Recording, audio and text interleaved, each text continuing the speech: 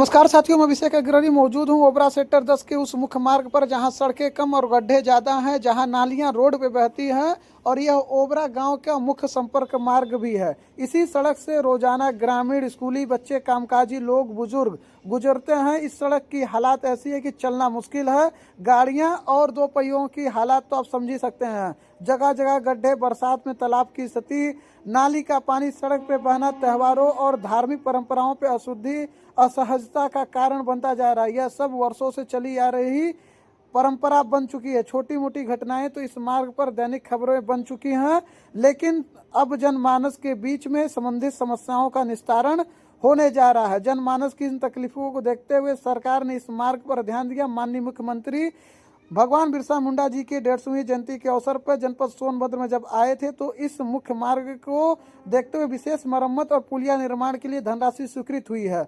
Obra sector 10 से सलाई बनवा स्टेशन तक विशेष मरम्मत कार्य 3 मीटर पुलिया का निर्माण कार्य के लिए कुल 76 लाख की धनराशि स्वीकृत हुई है।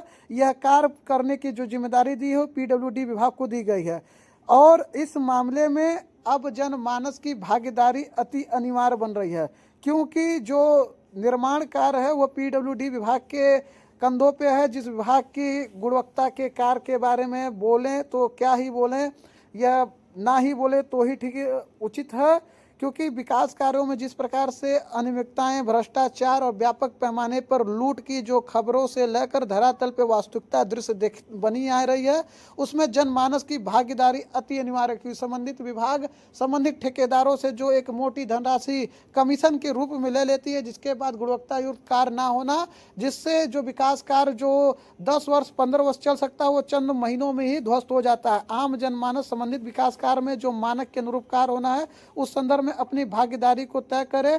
संबंधित कार्यों में यदि आपको लगता है कि मानक विहीन काम हो रहा है, गुणवत्ता के साथ धोखाधड़ी हो रहा है, तो जनमानस अपनी जिम्मेदारी का निर्वहन करते हुए तुरंत संबंधित मामले में उच्च अधिकारियों के समक्ष शिकायत करें और निर्माण कार्य गुणवत्ता युक्त होगा, तभी एक लंबे समय तक विकास कार्य बना रहेगा। नहीं तो पुनः हमें उसी हालात